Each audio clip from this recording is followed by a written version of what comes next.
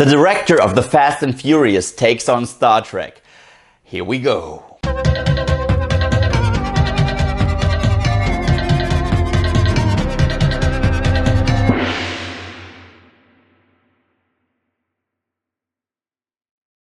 Star Trek Beyond. Now, Star Trek Beyond is the latest installment in what I like to call the new Star Trek film series that started all the way back in 2009 with J.J. Abrams' Star Trek. In the movie, our crew has been on an expedition for like the past 3 years, and they are assigned to salvage and rescue an old crashed ship on this desolated planet. However, the Enterprise is attacked and crash lands on said planet, and now our crew has to survive without the ship, without support, in hostile territory. Now, going into this movie, I was looking forward to it. I am not the biggest hardcore Star Trek fan ever, but I was in love with both of J.J. Abrams' films. Yeah, they were great reboots. I mean, generally speaking, this is how you do a reboot. They were sort of like X-Men Days of Future Past mixed with a great origin story. They didn't discredit the original show,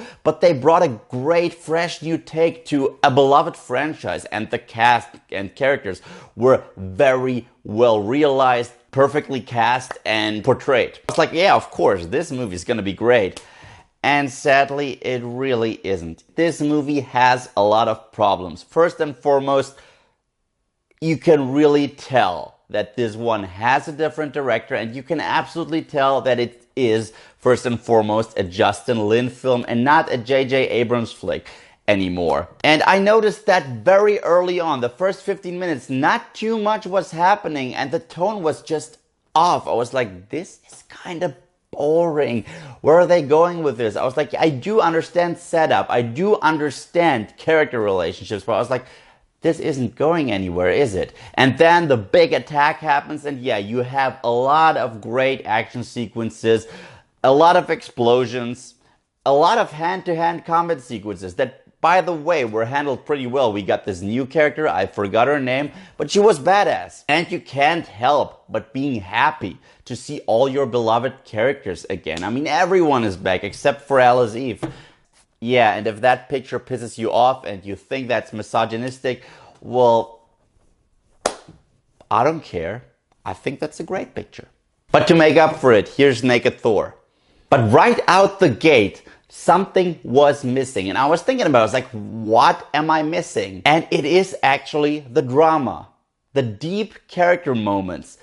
They're just gone. I mean, if you look at Star Trek from 2009, the movie was essentially about the relationship between Kirk and Spock. And their relationship was awesome because these two men are so different. They're both complex characters. They both have troubled pasts with their families, yet they both kind of find a kindred spirit in one another. And that right there was awesome. All the side characters were important and everyone had funny moments and dramatic moments. And you're like, yeah, that's awesome. This is why I love J.J. Abrams. In this movie, you do get a lot of laughs, but the deep character moments, the dramatic moments that, you know, hit you where you live and that support the action, where you're like, okay, shit is real. The stakes are high and our people are vulnerable. They can die now. That's all gone. And it sucks because the premise itself, the idea, is interesting and is intriguing. You have our people, there's no support, they're in hostile territory. The Enterprise just gets pummeled. And you're like, that is an interesting concept. But they really never utilized it. And I have to compare this movie to The Fast and Furious because every single time there was a threat, someone just out of left field went like, no, it's not really a problem. We can do this. And it always worked out. So at some point, I just stopped caring. I was like, yeah, they're all gonna be fine. Nothing bad is going to happen.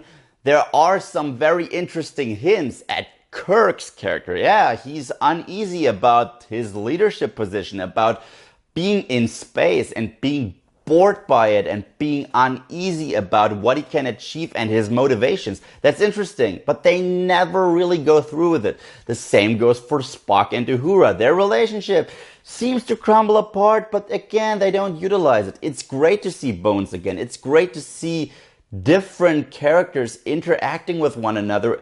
That's something we haven't seen before, like Chekhov and Kirk, they work off of one another, Bones and Spock, that's all cool. But again, this movie just lacks heart, and that is what I'm trying to say.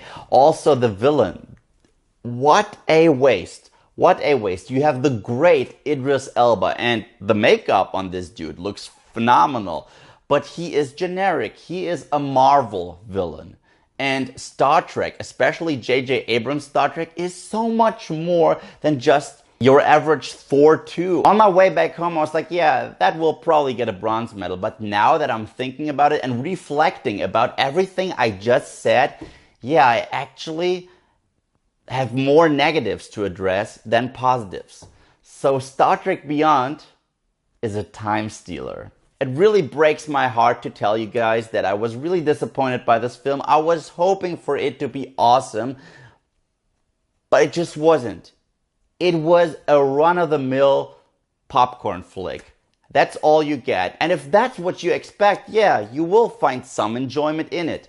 But if you expect the level of character development, epicness, and stakes that the first two movies gave you, no. You will be unsatisfied. So Star Trek Beyond, have you seen it? Let me know in the comment section below. And thank you guys, as always, for watching. And if you like what you see here and you want to see more, then just subscribe.